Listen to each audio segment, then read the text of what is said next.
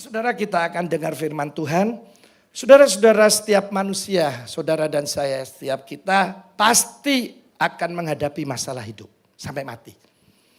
Mungkin saudara masih bujangan, masalahnya ya di kalangan bujangan. Bagaimana menyelesaikan pendidikan dengan baik, dengan seluruh perjuangan. Terus mulai menata masa depan, mencari jodoh. Nanti nikah, kawin, ya masalahnya lain lagi. Punya anak, lain lagi. Setelah anak dibesarkan, begitu banyak. Kok masih kecil dulu saya didiknya baik. Sekarang remaja kok jadi rusak ya Pak. Nah mulai ada masalah. Kemudian mulai nikahkan anaknya, punya cucu bermasalah lagi. Terus ya, saudara-saudara, saya melayani di lapas penjara loh. Saya kan kenal. Apa oh lu kok di sini? Iya Pak, Koko sama adik saya memasukkan saya ke penjara. Sudah 4 tahun ini saya di sini. Loh gara-gara apa? Warisan. Nah ini saudara, bagaimana ngenesnya hati orang tua. Lihat anak-anak setelah besar. Mereka berebut warisan. Jadi masalah ini tidak putus. Nah saudara-saudara, salah satu cara dari banyaknya cara Allah menolong kita. Hari ini saya ingin ulang lagi, yaitu tentang iman. Ya, saya ulang apa saudara?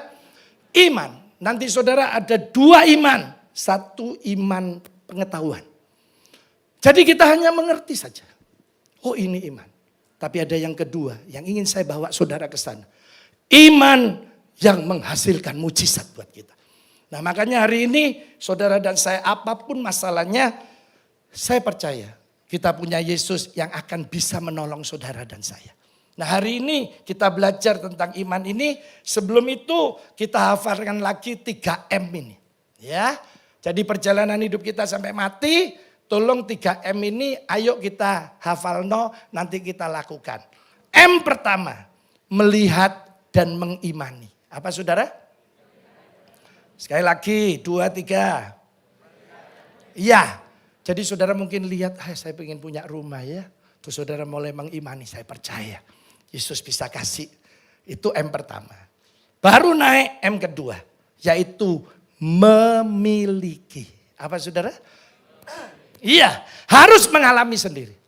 Setelah memiliki, baru M terakhir yang ketiga. Menikmati. Apa? Menikmati. Buat apa kita memiliki tapi tidak menikmati? Ya saya sering cerita sama saudara, di Trawas itu banyak villa-villa besar.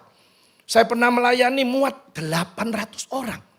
Seperti hotel sudah. Padahal villa. Saya habis khotbah, mereka duduk di bawah. Saya tanya, cukup tidurnya? Cukup Pak. Habis saya khotbah, saya ke toilet. Saya ketemu yang jaga ya. Bu, cek gede nih villanya. Iya gede om. Kayak siapa ini? Wong Surabaya om. Di jalan ini katanya. Wah enak ya wongnya ya.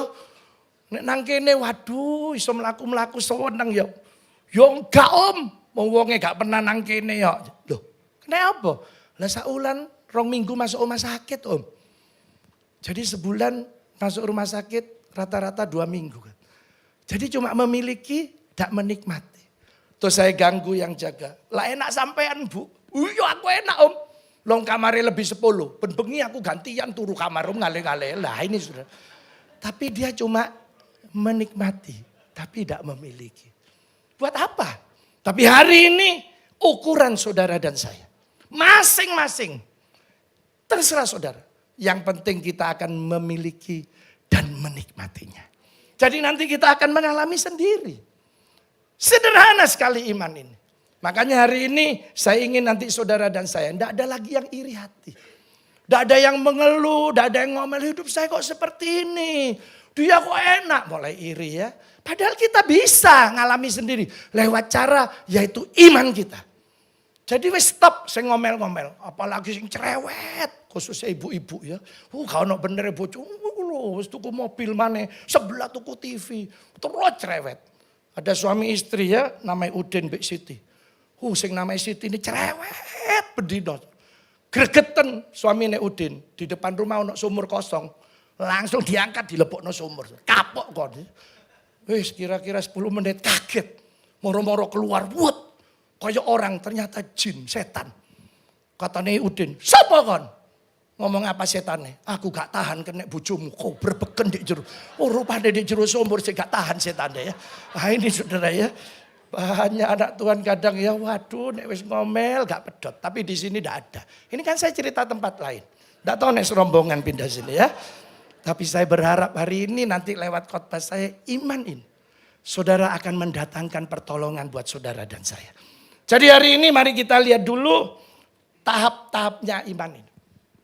Sederhana dan gampang ya. Mari kita akan mulai dulu dengan dari mana datangnya iman. Karena saudara harus mengerti dulu yang namanya percaya sama yang namanya sugesti. Sama baik. Tapi saya nanti sarankan iman jauh lebih baik. Jadi percaya sama sugesti tidak salah. Karena itu juga percaya yang bisa menolong kita. Jadi kalau saudara mensugesti diri saudara. Supaya saudara percaya dengan sesuatu yang ada di pikiran saudara. Contoh ya, saya kalau ke toko A minum jamu ini, badanku enak. Mulai saudara mensugesti, pokok jamu A ini, aku loro apa ngombe dek kono waras. Mulus disugesti. Waktu toko jamu A tutup, saudara pindah B, C, D, E, F, enggak cocok. Iya, pokoknya gak A gak iso. Begitu A buka, mungkin saudara baru parkir sepeda motor. Loh apa kok enak ya? Kenapa? Disugesti, dipercaya. Tidak salah. Tapi ada yang lebih baik, yaitu iman. Iman ada dasarnya. Nah ini hebatnya. Mari kita akan baca ya. Roma 10 ayat 17. Saudara yang baca dulu ya. 2, 3.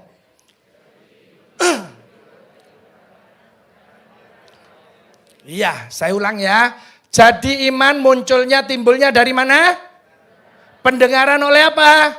Firman Kristus. Jadi 2000 tahun lalu Rasul Paulus menulis di kota Roma. Ini ya. Sekarang ibu kota Italia. Saya tifosi, ya. Saya supporter dari AS Roma. Sampai sekarang saudara, saya senang sekali. Apalagi ada Jose Mourinho. Sampai biar jenengku kata tak ganti Samuel Mourinho ya. Ya karena saya senang, saya satu waktu bisa ada di kota Roma. Saya sudah 2 kali dan ada di Stadion Olimpico. Ya karena saya senang. Nah saudara-saudara 2000 tahun lalu waktu Rasul Paulus menulis. Hanya sedikit yang bisa baca nulis. Mungkin 1%. Selebihnya buta huruf. Makanya ayat ini ditulis. Iman itu muncul dari mendengar. Karena belum banyak yang bisa membaca. Nah hari ini saya harus tambahi. Ya jadi saudara iman hari ini itu timbul bukan hanya dari pendengaran saja. Tapi pendengaran dan membaca firman Tuhan. Jadi waktu saudara dan saya membaca, mendengar firman itu menimbulkan iman. Gereja kita sudah memfasilitasi ya dengan YBC, Yestoya Bible Community. Saudara baca 1 pasal sehari, 3 pasal 5. Waktu saudara membaca mungkin menurut saudara ini biasa aja. Tapi satu waktu firman itu akan menolong saudara dan saya. Kenapa? Karena iman muncul dari mendengar dan membaca. Gimana toh Pak contohnya? Nah saya kasih contoh. Kalau saudara mungkin hari ini ada yang sakit. Gak jelas kapan mau sembuh. Atau saudara mungkin hari ini gak enak badan. Terus saudara mulai dengar ayat atau baca sendiri. Oleh bilur-bilur Yesus kita disembuhkan. Nah waktu saudara baca itu. Oh bilur Yesus bisa menyembuhkan. Sekarang saya mau percaya. Saya percaya bilur Yesus bisa menyembuhkan saya. Waktu saudara berkata seperti ini, itu iman. Tapi itu iman pengetahuan. Saudara hanya tahu, oh ini iman. Nah saudara-saudara, bilur itu apa? Saya harus terangkan lagi, nanti kalau saudara ke Israel ada jalan salib. Ya, memang tidak banyak yang bisa merasakan karena jalan ini sekarang sudah banyak toko. Dulu pasar. Tapi ada beberapa orang yang memang menikmati apa yang Tuhan kerjakan di jalan salib itu. Jadi saudara waktu Yesus jalan salib, dia dilepas pakaiannya, Saudara, tentara Romawi, orang Yahudi salah satu orang yang pintar di dunia. Dia tahu anatomi tubuh. Bagaimana seseorang disiksa tapi tidak mati. Saudara, Rasul Paulus 39 kali dicambuk. Itu 5 kali. Jadi bulan ini dicambuk 39 kali. Tidak tahu berapa bulan lagi 39 kali. Itu tidak mati. Tambah 1 aja. Sekali dicambuk 40 pasti mati. Wah, saya gini. Canggih ya. Hebat ya. Nah, saudara tahu itu cemetinya yang dipukulkan ke Yesus, pecutnya. Itu ujungnya masih dikasih lagi. Kadang 5 tali, kadang 8. Nah, di ujung tali-tali itu dikasih paku. Yang 5, yang 8. Jadi waktu Yesus jatuh, itu cemeti ya, diginiin. Itu paku itu masuk ya. Nah, kalau saudara nanti di jalan salib baru saudara ngerti betapa Allah ini mengasihi kita. Saudara, waktu masuk paku itu enggak apa-apa. Tapi waktu dicabut, katanya Yesaya, dia sudah tidak berupa manusia lagi. Dicabut tuh itu mengalir darah yang katanya firman Tuhan Mazmur 103:3. Dia mengampuni segala kesalahan kita. Terus itu daging kecil-kecil koyor-koyor yang keluar, itu bilur-bilurnya. Itu yang menyembuhkan saudara dan saya. Jadi saudara, waktu saudara mengimani, mempercayai. Sekarang saya percaya bilur Yesus menyembuhkan. Itu iman. Tapi ini iman pengetahuan. Kalau saudara bilang gini, oleh bilur-bilurnya saya menjadi sembuh. Oh, saya pasti sembuh. Terus saudara bilang gini, tapi cari dokter gak bisa sembuh. Itu namanya iman. Nah ini, ono iman, ono apa? Iman. Satu waktu saudara jalan lihat rumah. Tuhan, saya kok senang rumah ini. Terus saudara mulai gini, aduh. Tapi duit siapa ya? Muncul ayat. Yohanes 10 ayat 10b. Aku datang bukan hanya memberi hidup kata Yesus. Tapi hidup yang berkelimpahan. Terus saudara mulai bilang. Saya percaya. Saya akan diberkati berlimpah-limpah. Pasti rumah ini. Tuhan, saya punya rumah. Itu iman. Tapi waktu saudara bilang. Oh, saya pasti punya rumah. Terus ditambahi lagi. Tapi duit sopo. Nah ini iman. Jadi nanti saudara tinggal saudara sendiri di hati. Aku iki iman opo iman ya. Nah ini 2 hal ya, iman sama iman yang pasti berbeda. Nah, saya berharap saudara bukan hanya iman pengetahuan hari ini sekarang naik. Yaitu iman yang mengadakan mujizat. Lah gimana caranya iman kita bisa mengadakan mujizat? Mari kita baca Yakobus 2 ayat 17 dan ayat yang ke-26. Nah, saya berharap saudara yang baca ya. 2, 3.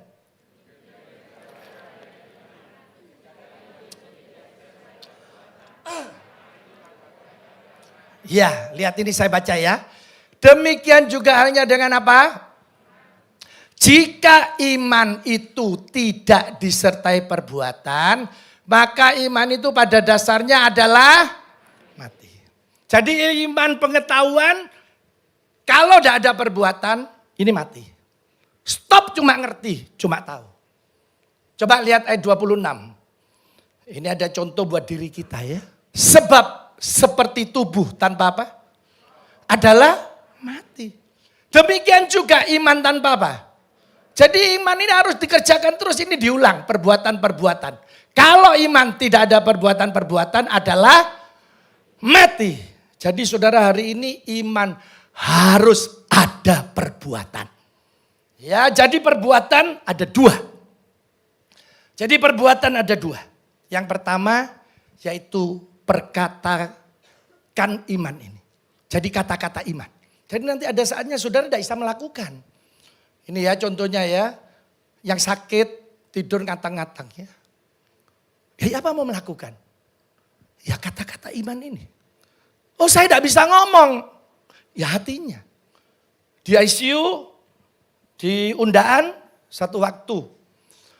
Saya suruh ke sana oleh keluarganya. Saya cuma bisi. Ya. Hai Cik, percaya Cik, Yesus bisa sembuhkan. Wes ngomong dewe Cik. Saudara, tidak berapa lama dia sembuh. Saudara tahu, dia hatinya ngomong. Ini saya baru contoh orang lain. Mama saya kena stroke 6 kali.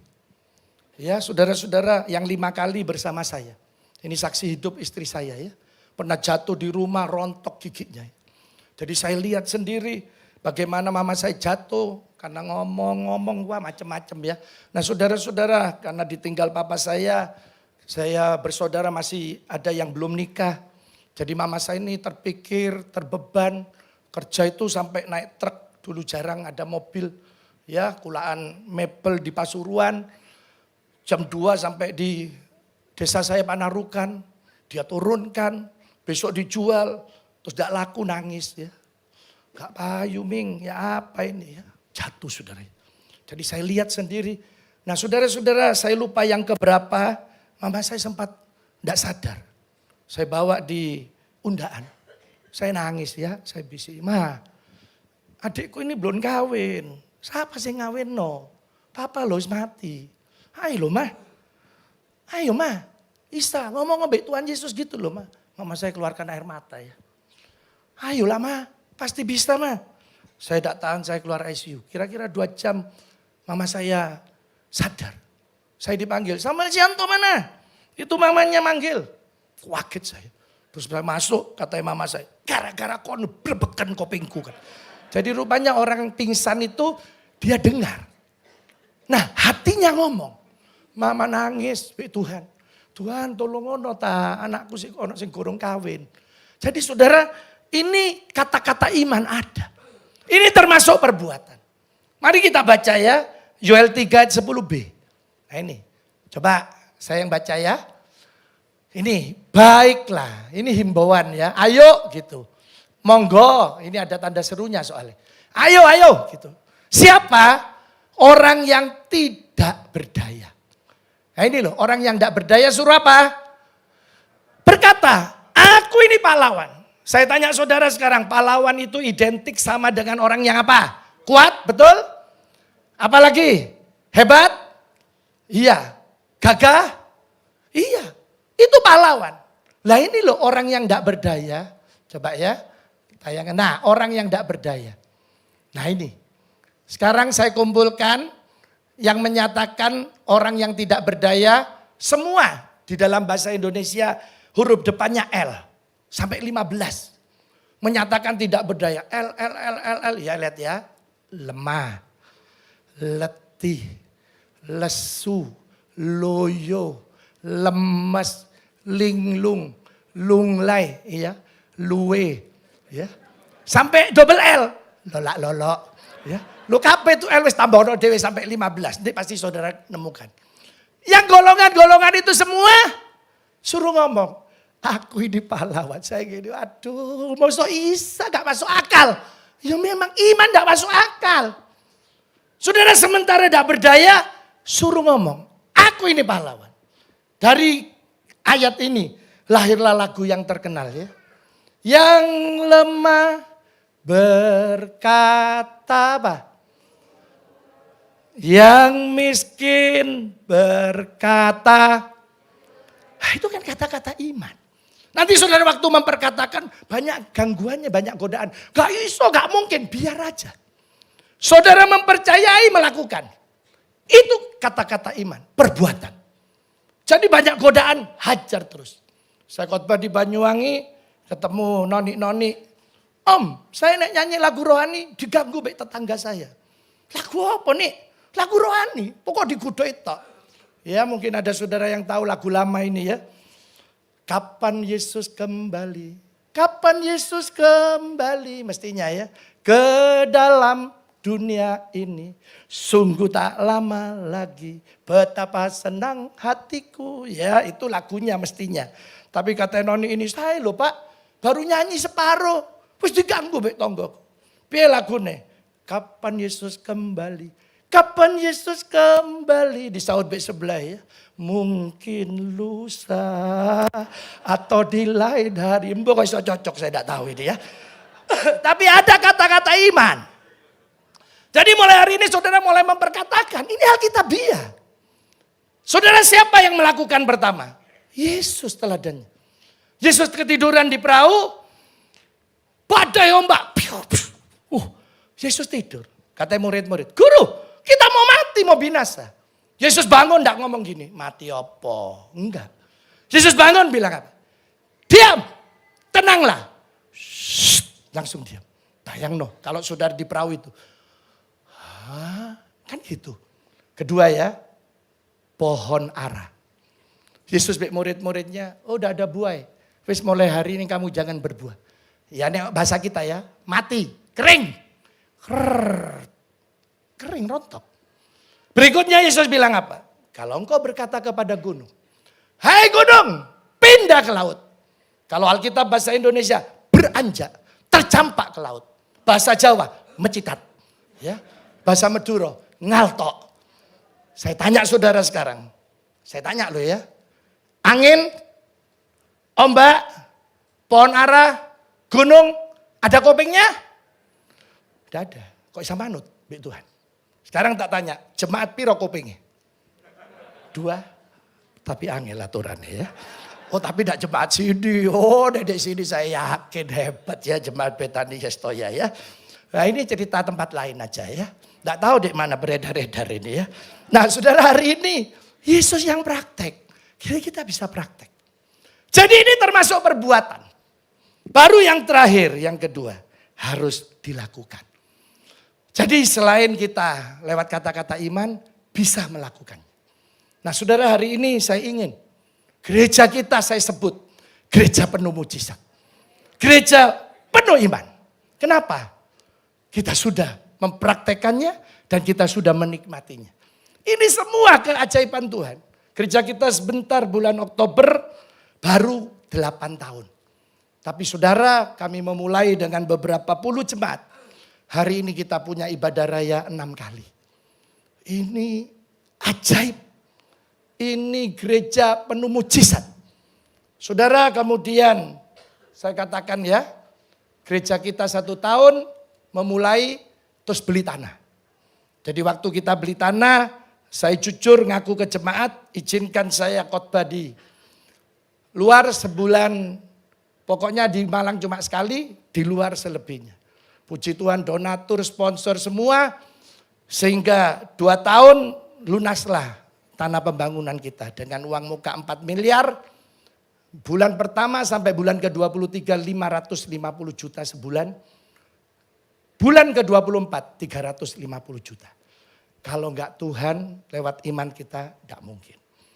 Bulan Februari atau Januari saya lupa 2021 izin pembangun IMB gereja kita keluar.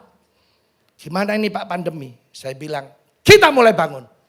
Loh ini pembangunan uang-uang di gereja juga mulai turun. Saya bilang harus dikerjakan. Hari ini nanti saudara ada kopdar silakan datang. Ayo semua datang. Ikut rame-rame ya, sekarang sudah hampir 600-an orang yang datang. Saudara akan lihat lantai 3 sudah dicor sebagian. Saudara itu karena iman. Ini ajaib.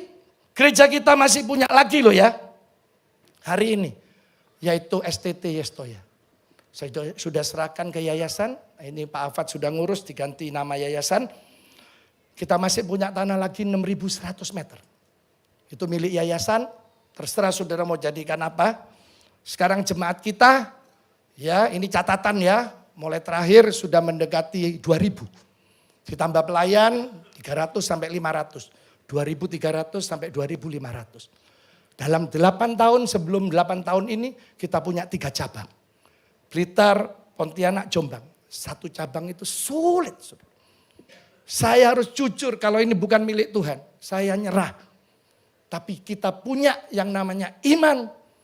Kita punya yang namanya mujizat yang Yesus bisa lakukan. Itu Allah kita saudara ya. Jadi saudara hari ini banyak cara yang Allah sudah lakukan. Kita masih punya rumah retreat di Batu ya. Nah saudara-saudara makanya hari ini saya ingin nanti kita mengalami sendiri. Jadi harus dilakukan. Ya. Nah hari ini juga anak saya Yoel. Nah ini akan saya lantik jadi wakil gembala. Saya tahu ada waktu yang tepat, ya sejak Yoel kuliah kita mulai buka gereja ini. Ya Yoel dapat beasiswa di universitasnya, dia juara 1 waktu ospek, ya dari seluruh mahasiswa baru yang laki Yoel juara 1, gitu ya ya, ya juara 1. Berjalannya waktu saya lihat dia mengasihi Tuhan, melayani Tuhan, terus dia merasa dapat panggilan. Pak, aku kok ngalami sesuatu yang ajaib seperti ini. Aku dipanggil Tuhan untuk melayani. Ya, kita mengenal dengan baik Pastor Konghi. Lewat Pak Roy saya dikenalkan wagem kita. Nanti bulan Juli Pastor Konghi 2 hari di sini untuk mengadakan KKR dan seminar. Saya berharap jemaat bisa hadir, saudara ya, karena Pastor Kong ini sangat dikenal di dunia. Ya, bagaimana pengalamannya dengan Yesus nanti saudara akan mendengar. Nah, saudara pulang dari sana saya lihat Joel mulai ngerti, matang ya. Kemudian menikah, punya anak. Saya lihat, saya nunggu waktunya Tuhan. Oh, nah orang tua ini kan pengen cepet-cepet ya anaknya ya. Tapi saya punya waktu dengan Tuhan. Nah, hari inilah waktu yang terbaik. Ya, di mana saya masih kuat, saya bisa mendidik anak saya. Saya tahu persis kemampuan anak saya. Karena saya orang tuanya. Nah, saudara-saudara, gereja kita penuh dengan mujizat. Penuh dengan iman. Nah, ini yang ingin saya harapkan saudara dan saya. Memilikinya. Saudara kira saya tidak takut? Lu ada saatnya takut. Saya kalau jalan pagi ke lokasi pembangunan. Oh, cek gede nih ya. Saudara kalau beli besi hari ini ya 1,2 M. 3 hari lagi 800, 3 hari lagi bisa 800. Itu semua saudara harus cash. Gimana? Kalau tidak punya iman, tapi kita punya Yesus yang luar biasa. Harus dilakukan. Nah, waktu saudara melakukan, saya beri dasarnya. Apa dasarnya? Dasarnya gereja kita sudah memakainya. Namanya Yestoya. Apa? Singkatan apa Yestoya? Sing banter apa? Iya. Jadi waktu saudara nanti mau melakukan ini, saudara sudah mempercayai. Oh, Yesus pasti bisa tolong saya. Saya kasih contoh ya. Waktu Elia terjadi kekeringan, tidak ada hujan. Terus Tuhan ngomong, lu pergi sungai Kerit. Nanti minum air dari sungai itu. Ini secara akal. Loh kalau hujan lah kering. Suwe-suwe. Sing lucu lagi. Nanti ya pagi petang, burung gagak ngirimi kamu makanan roti sama daging. Nek saya jadi Elia ya. Jok guyon ta Tuhan. Mosok burung gagak iso nggawa panganan. Nah ini makanya tak bawa lagi nih ya. Saya nyari burung gagak se-Indonesia gak nemu. Wes iki sak nemune manuk ya. Wis anggap burung gagak. Burung apa ini?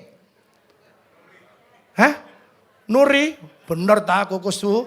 Ya wes ini anggap gagak ya. Karena khususnya orang Tionghoa ini tidak suka burung gagak. Kecuali di Singapura memang dilindungi oleh negara ya. Ini coba burung gagak. Dan di situ ditulis burung-burung gagak. Berarti banyak datang. Bawa roti, bawa apa? Daging. Saya yakin karena lama, dagingnya gak mungkin satu. Pasti ganti-ganti, kita goe sate ya. Saudara burung gagak suka makan apa? Daging. Loh, nek bek Tuhan dibawai pecel bek lodeh, oh percaya gak doyan deh. Lah nek daging apa gak melaku bek embut ya. Tapi aneh. Bisa datang sama Elia. Saya gini, Tuhan. Hanya melakukan.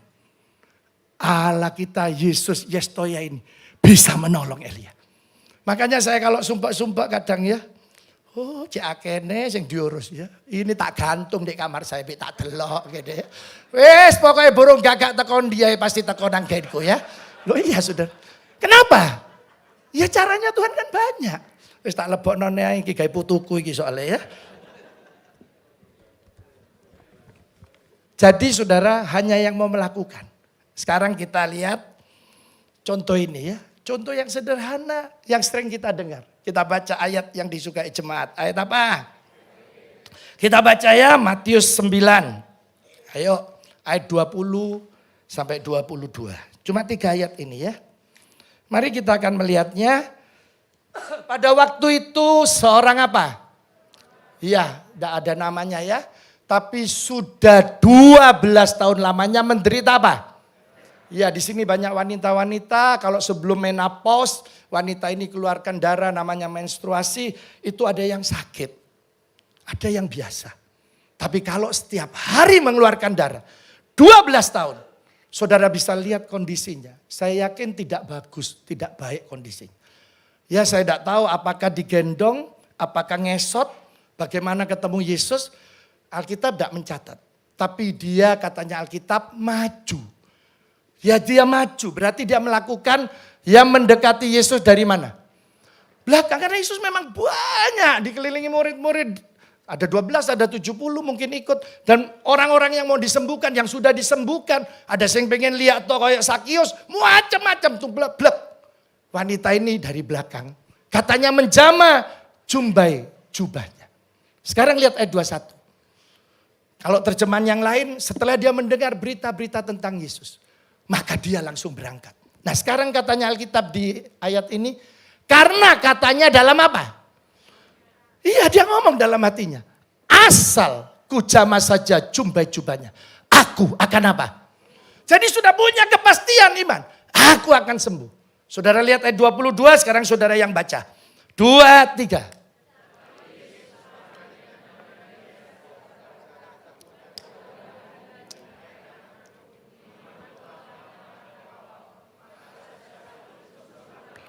Nah ini coba saudara.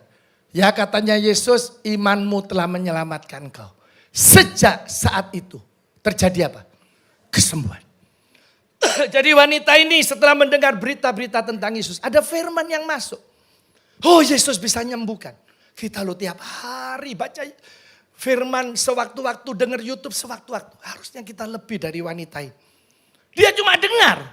Belum tahu siapa Yesus. Tapi dia sudah bilang, saya akan pegang jumbai-jubahnya. Pasti saya sembuh. Wah ini luar biasa. 12 tahun wanita ini.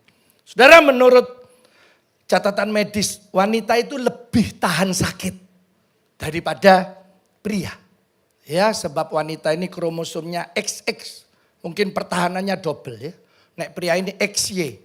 Jadi nek wanita sakit biasanya lebih tahan. Nek orang laki masih badannya gede. Gak tahan sakit. Saudara punya anak, laki bek wedok sakit liatan. Engko lak sing lanang sing bengak-bengok. Oh macem-macem ya. Oh bengak-bengok. Aduh jaluk pecel rawon. Oh macem-macem. Nek sing wedok ndak, diam ya. Kok bisa ya? Saya heran, waktu mama saya sakit, saya bilang, "Loh, Ma, kok masak nasi goreng toh?" Katanya sakit. Siapa sing sakit? Gak mau diomongi sakit. Dan memang wanita ini hebat. Makanya pemerintah Indonesia ini sangat menyanjung. Mungkin satu-satunya negara ya di dunia ini yang menyanjung wanita. Saudara terima kasih wanita-wanita sama pemerintah Indonesia loh. Negeri kita ini loh sampai disebut nama wanita. Titik-titik pertiwi. Apa? Ibu pertiwi. Loh coba saudara. Ya ini lagi lihatan ya. Januari sampai Desember. Hari ibu tanggal berapa? 22 Desember. Kau no hari bapak. Loh iya. Pahlawan kita sejak kemerdekaan 78 tahun lalu, setahun 2 atau 3 pahlawan. Sekitar 170-an pahlawan. Januari sampai Desember, cuma satu yang diperingati. Bukan Pangeran Diponegoro, bukan Ki Hajar Dewantoro, tapi 21 April. Hari apa? Hari Kartini. Saudara bilang hebat pakai apa ini? Iya jempol ini apa? Ibu jari, ini bapak jari ini. Kawan. Kota yang besar disebut metropolitan. Disebut apa? Ibu kota. Gak ono bapak kota. Malah ada lagunya. Kasih ibu sepanjang apa? Kasih bapak sepanjang. Isin aku ya. Cetek ya. Sepanjang kayak onggo-onggoan mangga itu ya. Tapi kasih ibu sepanjang jalan. Sampai acara di TV loh. Gak ono Papa Mia. Mama Mia. Saya gini wong wedok ini memang luar biasa ya. Kabeh diborong. Ternyata saya dapat satu tok. Puji Tuhan orang laki seisa bernapas. Waktu ngomong apa? Gak papa. Ya itu. Coba diganti gak maman. Tak wis tutup buku ya. Makanya wanita ini hebat ya. Nek sakit meneng. Cuma moro-moro mati. Lah ini saya gak enak ya. Ayo lanjut. Nah ini saudara ya. Perempuan ini 12 tahun. Saya yakin tubuhnya. Fisiknya sudah tidak baik. Boleh fisik tidak baik. Tapi iman tetap kuat di dalam Tuhan. Dia waktu dengar berita tentang Yesus bilang dalam hatinya, tak pegang jumbai-jubahnya. Aku pasti sembuh. Saudara-saudara ini saya bawakan lagi ya. Ini yang namanya talit. Mati D, belakangnya D, huruf D. Ini ya. Jadi untuk orang Yahudi sampai hari ini, laki maupun perempuan, semua kegiatan keagamaan pakai ini. Ya, ada saatnya dipakai di punggung. Nah ini ya. Tapi ada saatnya juga dipakai di kepala. Di kepalanya ya. Halo. Nah, kalau mereka doa, jadi ini kan memang ritualnya, jadi goyang. Terutama di tembok ratapan, ketok langsung ya. Apalagi kalau mau ngapalkan Taurat atau kitab Jabur, Mazmur ya. Jadi waktu di tembok ratapan ya gini, ambil doa ya. Mazmur 23 ayat 1, Tuhan adalah gembalaku, tak akan kekurangan aku. Ya barengan, tak terus. Itu memang goyang. Saya bawa rombongan ya, satu ini dari Samarinda. Pas beli talit ini, dibawa di tembok ratapan. Loh Pak, oleh dianggo? Oleh Pak, pakein wis. Langsung dicopot, maju cedek tembok. Begitu dipasang, melok goyang tapi buat. Terus tak parani, Pak hati-hati loh. Enggak Pak, kita anggo langsung otomatis goyang. Oh tak gunting lambemu ya. Nah ini saudara ya. Jadi saudara, saya mau tunjukkan yang mana jubah-jubahnya. Ini lompat. Ini. 1, 2, 3, 4. Nanti saudara kalau sekolah teologi, ini ada hitungannya, ini ayat-ayat. Nah ini ya, ini tidak asal diikat. Jadi waktu perempuan ini megang, sebetulnya dia megang janji Tuhan. Waktu dia megang janji Tuhan, ada kuasa Yesus yang keluar. Jadi saudara hari ini bukan masalah megangnya. Tapi bagaimana imannya, bahwa kalau dia memegang janji Tuhan ini, terjadilah mujizat itu. Jadi saudara hari ini, siapa yang berani melakukan firman Tuhan? Saya ulang ya. Siapa yang berani melakukan firman Tuhan? Tuhan Yesus jauh lebih berani menolong kita. Saya ulang ya. Hari ini yang berani melakukan firman Tuhan, Yesus jauh apa? Lebih berani. Kenapa kita tidak mau melakukan? Saya cuma berharap kita ada di gereja yang penuh mujizat. Di gereja ini yang penuh dengan tanda ajaib. Saudara sudah beriman di sini. Ayo kita alami sendiri. Dan saya percaya pagi ini tidak ada yang tidak bisa. Allah pasti lakukan keajaiban buat kita.